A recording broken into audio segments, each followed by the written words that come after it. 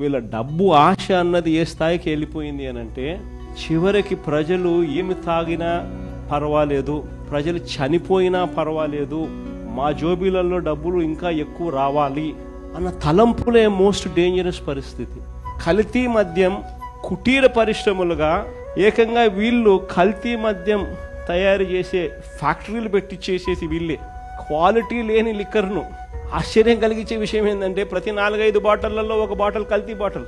ఒక సిండికేట్ పద్ధతి ప్రకారం ఏ ప్రాంతాలు ఎవరెవరు పంచుకుంటున్నారు అన్నట్టుగా పంచుకుంటూ, మన తంబళ్ళపల్లెలో ఆయన సురేంద్ర నాయుడు, మంత్రి నారా లోకేష్తో కట్టా సురేంద్ర నాయుడు, లోకేష్ అబ్బా కొడుకు కంటెస్ట్ చేసిన క్యాండిడేట్, ఆయన జయచంద్ర రెడ్డి, ఆ సురేంద్ర నాయుడు, వీళ్ళంతా పార్ట్నర్స్.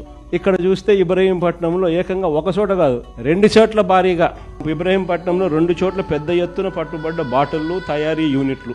ఏకంగా చూస్తే ఆడ వీళ్ళే బాటిళ్ళు, వీళ్ళే బ్రాండ్లు, వీళ్ళే లేబుళ్ళు, అన్నీ వీళ్ళే. ఇది రేపల్లె. ఆ నుంచి డిస్ట్రిబ్యూషన్స్, పాలకొల్లు, అది కుటీర పరిశ్రమ.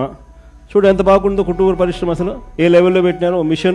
మిషన్లకు తోడు క్యాన్లకు తోడు స్పిరిట్లు, బాటిళ్ళు, లేబుళ్ళు, అన్ని ఫ్రాంచైజ్, నీట్గా ఫ్రాంచైజ్ పద్ధతులలో కుటీర పరిశ్రమల మాదిరి విస్తరించుకుంటూ పోతా ఉన్నారు. ఇది అమలాపురం, నీట్గా మిషన్లు, బాక్సులు, కల్తీ మద్యము. మళ్ళా ఎక్కడ వాళ్ళందరినీ బయట మూతలు, వాళ్ళందరినీ తీసేసినారనుకో, మాస్కులు తీసేస్తే అంత తెలుగుదేశం కార్యకర్తలు అని చెప్పి కనపడతారు కాబట్టి మాస్కులు మూసేయడం.